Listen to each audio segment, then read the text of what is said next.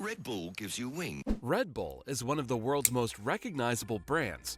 It is distributed in more than 170 countries. That's and crazy. about 7.9 billion cans are sold every year.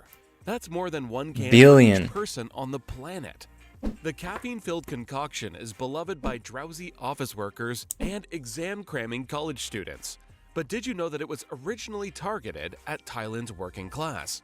Yeah, or that it was invented that's what I by thought. a man who was once a poor duck farmer. When Red Bull first hit the market, there was nothing like it. The energy drink market was non-existent, and most were convinced Red Bull was doomed to fail. But its founders had a different idea. They had faith in their innovative concept, and by following their gut, they turned a niche market into a billion-dollar global industry. Are you ready to uncover Red Bull's unusual history and learn some interesting business lessons along the way? Then keep watching. That's a lot of recycled cans. 7.9 billion times 5 cents. Chaleo Yoovidhya would someday be known as Thailand's third richest man, but you couldn't have predicted his success story by looking at Yeah, I his thought it was upbringings. Thailand. His whole life, Chaleo was rather reclusive. What's and my go-to rarely energy gave an drink? interview. In I mean, fact, I feel like he was Red Bull so is the reclusive flagship. that his exact date But of in birth Australia, I used to has like this one never called been Mother. confirmed. That was like a bit What cheaper. is known about him, though, is that he was born in the northern Thai province of Pachit. His parents were poor Chinese immigrants who farmed ducks and sold fruit to make a living. Due to his poor upbringing, Chaleo didn't have much of a formal education. Ever since he was a child, he had been helping his parents out on the farm. But the income was meager, and he Mother by eventually Danzig. decided he wanted something more. I think it Hoping was to from carve out a better Coca-Cola in life for Australia. himself, young Chaleo moved to Bangkok, Thailand's bustling capital city. The change was enormous, but while the city was exciting, life didn't necessarily become easier for him. His main expertise was duck farming and selling fruit, and without an education, he was forced to work several odd jobs to make ends meet. After a stint as a bus driver and pharmaceutical salesman, he felt it was time to begin his own company. He named it TC Pharmaceutical Industries. Black Belt. I should mention I don't care for Red Bull. I only drank 2 Red Bulls ever. Yeah, I think that's cool. I don't think you should like push people into drinking energy drinks. One thing that I will say, like when I was younger and going to university and like doing all stuff like that, is that like if you wake up and you feel tired and you say, "Damn, I gotta write this essay," and if you drink a Red Bull and write the essay versus not drinking a Red Bull and write the essay, like I think 100% of the time the essay will be better if you drink the Red Bull, which is crazy. The one thing that I was impressed from energy drinks is like, wow, like it actually really works like really well. That's what's like kind of, I don't know, maybe scary is a better word, but I was always like, holy shit, it actually works like really well. It produced and imported antibiotics and cosmetics. Little did anyone know one of the company's future beverages would one day change Chaleo's entire life. Chaleo's pharmaceutical company was doing well, and the new source of income allowed him to get more and more creative. At the time, energy drinks were something people drank out of necessity rather than for pleasure. Most didn't taste good, and they had a very distinctive medicinal flavor to them. Even the market leader, Lipovitan, faced the same problem. Lipovitan. Seeing a good business opportunity, Chaleo decided to do something about that. He began blending things together, and one day in 1976, he created an interesting syrup concoction, Krating Daeng. Krating Daeng yeah, this is what I Thai thought. for Red Gore, or Red Bull. So I guess you already see where this story is going. At the time, Chaleo had no idea how big his drink would once become though, and it's safe to say that many experts didn't either. You see, Chaleo's beverage wasn't much of a success at first. It was initially only sold in pharmacies. And Yeah, instead that's of what I'm focusing saying, on Bangkok's pharmaceutical. elite, the drink was promoted as a refreshment for rural Thai laborers who needed a little pick-me-up. As the Thai economy became industrialized, Last time I was in Thailand, I Krating drank some of these Daeng from those bottles. slowly They kind of gained looks in the same now. popularity. More and more people started to see that there were more lucrative ways to make a living than by farming, and the number of truck and taxi drivers and factory and construction workers rose immensely. Chaleo had always pitched his beverage as a stimulant which improved speed, endurance, and concentration. And that was exactly what exhausted day laborers and weary long-haul truckers needed. The working class loved the beverage, and within a few years, Krating Daeng became the top-selling energy drink in the country. According to Chaleo's second eldest son, Saravut, Krating Daeng set itself apart from its competitors by targeting blue-collar workers outside Bangkok. My father stressed on brand building, a marketing strategy that had not been widely employed up to that time. He pushed into the provincial market first and gained a foothold by distributing free samples to truck drivers.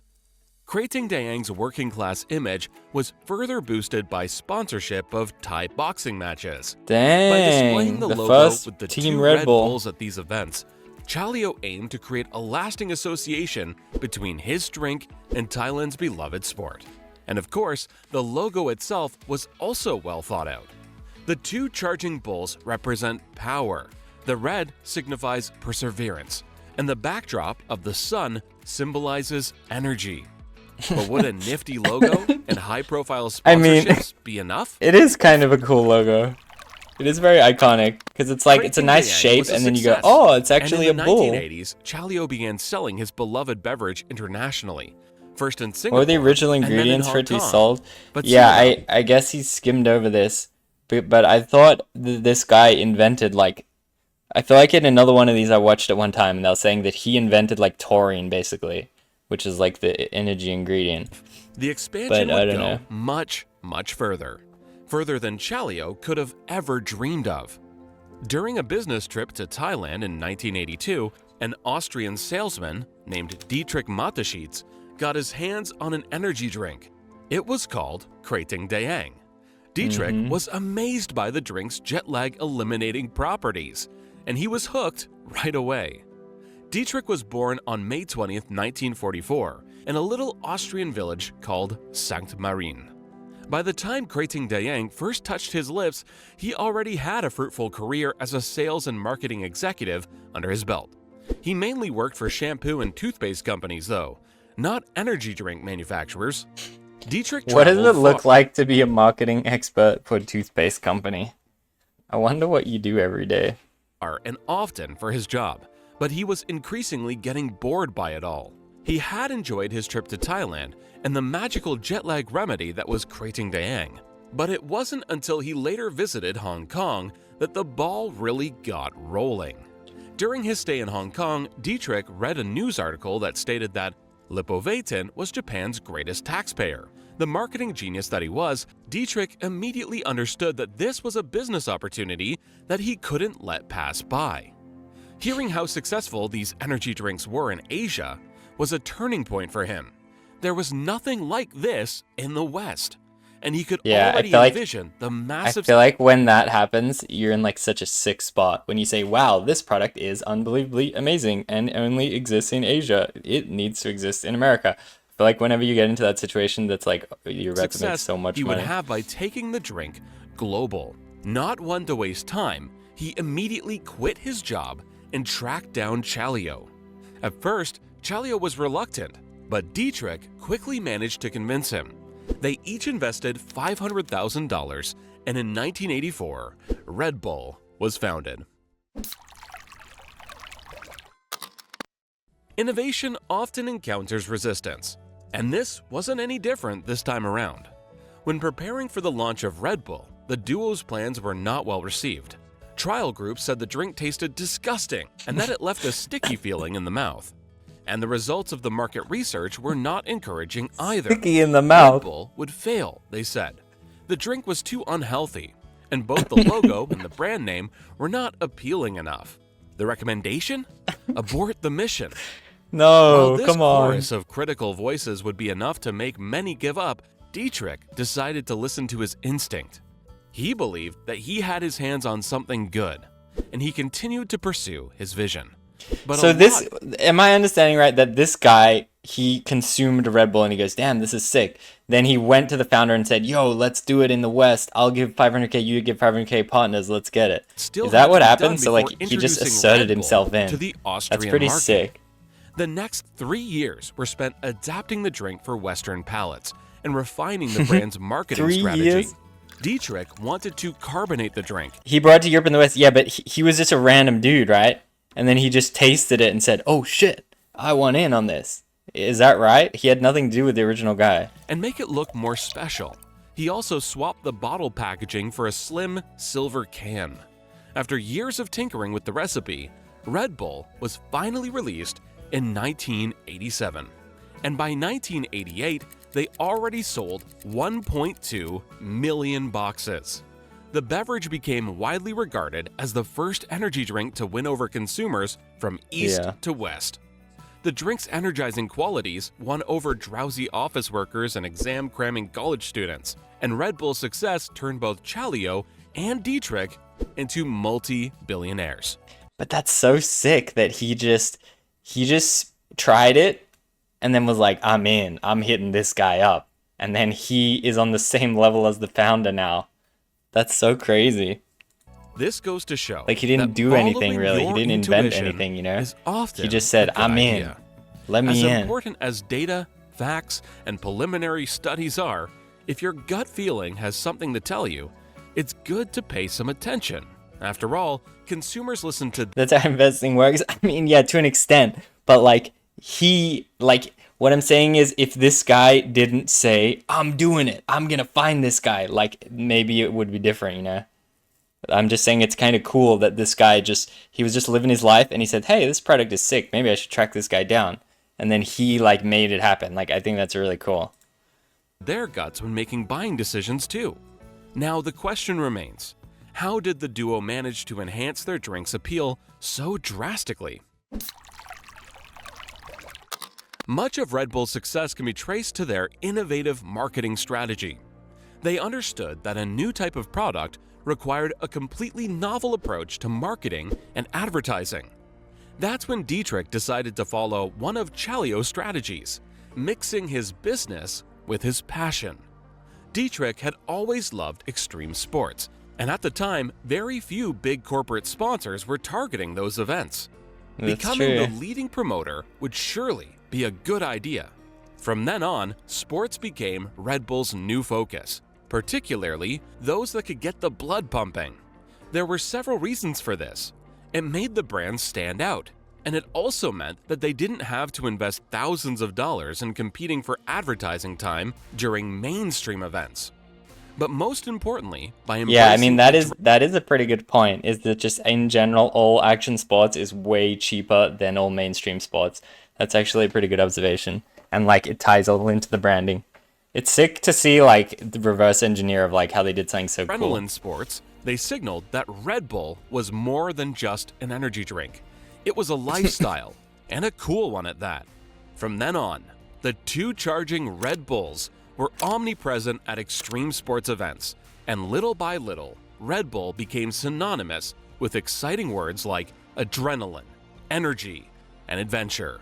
In short, anything outstanding. From Formula One to soccer to snowboarding and mountain biking, you can be sure to find Red Bull there. Just think of Felix Baumgartner's attention-grabbing Stratos jump, for example, or their famous Red Bull Flugtag competitions. That's Rick. The competitions are named after the German word for Flying Day, and they challenge people to create their own human-powered flying machines.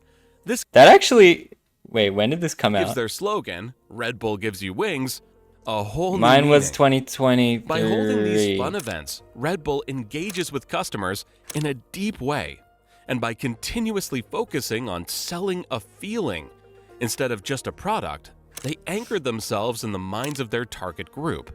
At the time of the company's inception, the brand's creative marketing techniques were completely unique, but their bravery paid off, and it turned both of its founders— I wonder if this guy's ever done an interview. Does this guy speak English? —to multi-billionaires. When Chaleo passed away in 2012, he was Ireland's third richest person, R.I.P. with a fortune estimated at $5 billion. Dietrich, on the other hand, is currently Austria's richest man, with a fortune of $13.4 billion.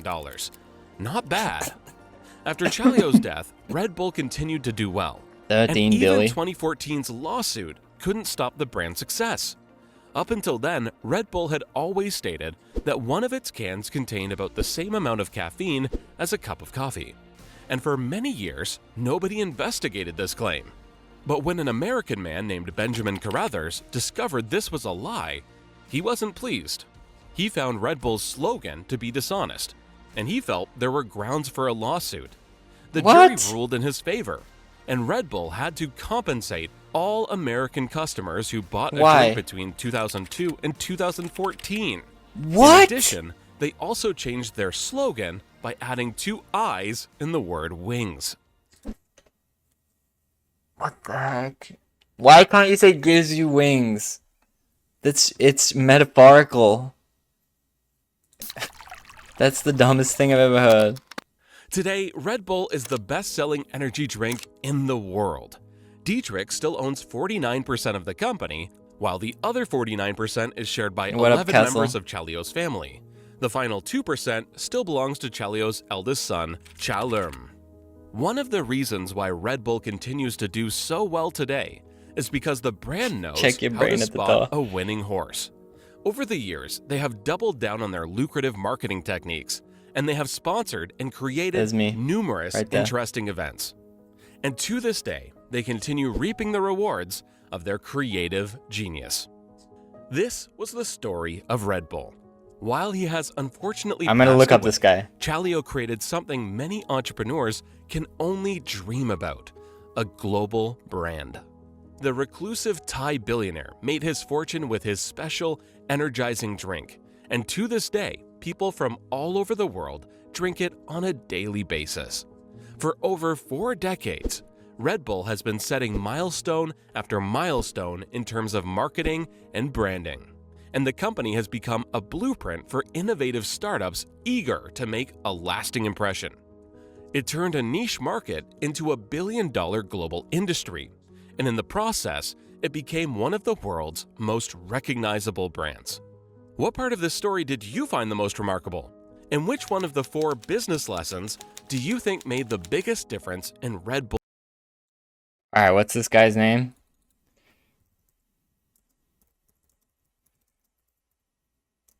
Chow?